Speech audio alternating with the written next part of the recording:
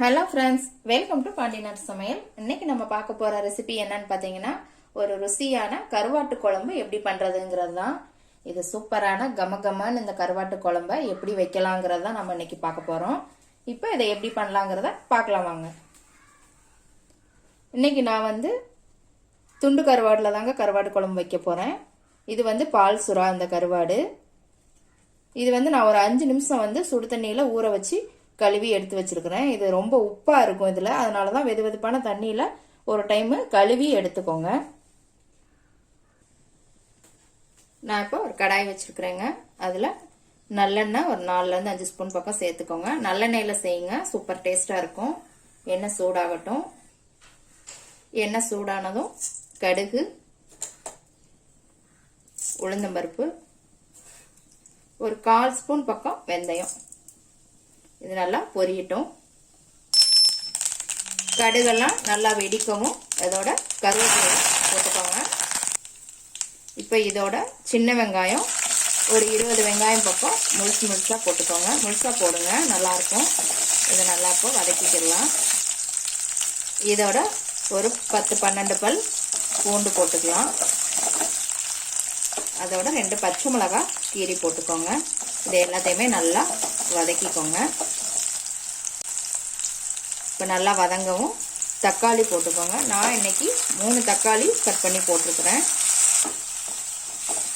தக்காளியை நல்லா மசிற அளவுக்கு நல்லா வதக்கிக்கலாம். தக்காளி எல்லாம் நல்லா வதங்கிருச்சுங்க. இப்போ தேவையான அளவு உப்பு போட்டுக்கலாம். உப்பு கருவாடுல உப்பா தாங்க இருக்கும், அதனால நீங்க பார்த்து போட்டுக்கோங்க. ஒவ்வொரு கருவாடுல அதிகமா இருக்கும், ஒவ்வொரு கருவாடுல கம்மியா இருக்கும். 1/4 ஸ்பூன் மஞ்சள் தூள், 1 ஸ்பூன் மல்லித்தூள்,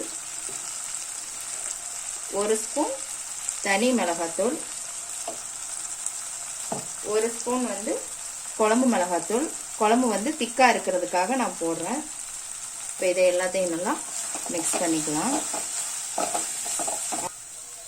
இப்போ இது எல்லாம் நல்லா மிக்ஸ் பண்ணதுக்கப்புறம் நான் ஒரு எலுமிச்சம்பழ சைஸுக்கு புளி கரைச்சி வச்சிருக்கிறேன். இதை இப்போ இதில் ஊற்றிடலாம்.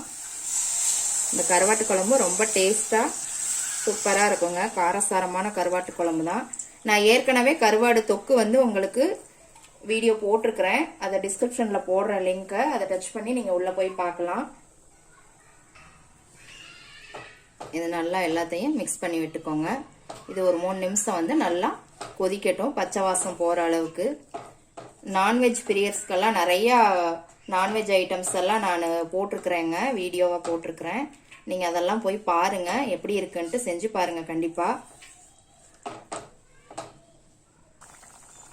இப்ப நல்லா கொதிச்சு வந்துடுச்சு. இப்ப இதோட கொஞ்சமா தேங்காய் அரைச்சு விட்டுக்கலாம். தேங்காய் ஆப்ஷன் தாங்க.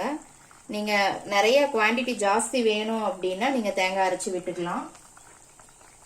அப்படி இல்லை கொஞ்சமா போதும் அப்படின்னா நீங்க தேங்காய் விடணும்னு அவசியம் இல்லை. நான் கொஞ்சமா தேங்காய் அரைச்சு விட்டுருக்கேன். இதையும் நல்லா மிக்ஸ் பண்ணி விட்டுக்கோங்க. இது ஒரு 2 நிமிஷம் தேங்காய் அரைச்சு விட்டதுக்கு அப்புறம் கொதிக்கட்டும்.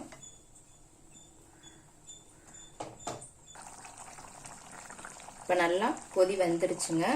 இப்ப நம்ம கிளீன் பண்ணி வச்ச கருவாடை இதுல போட்டுடலாம். கருவாடு நீங்க இந்த கருவாடு தான் போடணும்னு இல்லைங்க, உங்களுக்கு எந்த கருவாடு இருக்குதோ எது பிடிக்குமோ அதையே நீங்க சேர்த்துக்கலாம். கருவாடை போட்டுட்டு நீங்க சிம்ல வச்சுட்டு ஒரு பிளேட் போட்டு மூடி வச்சிருங்க, இல்லைன்னா உலைய ஆரம்பிச்சிரும். இது ஒரு 1 நிமிஷம் மட்டும் இருக்கட்டும், போதும். நல்லா 1 நிமிஷம் கொதிச்சிருச்சுங்க. ரொம்ப கரண்டியை விட்டு கிளற வேணாம், கருவாடெல்லாம் உங்களுக்கு உலைய ஆரம்பிச்சிடும். ஒரே நிமிஷம் மட்டும் கருவாடு போட்டதுக்கு அப்புறம் நீங்க மூடி வச்சிட்டீங்க அப்படின்னா டக்குன்னு வெந்துடும்.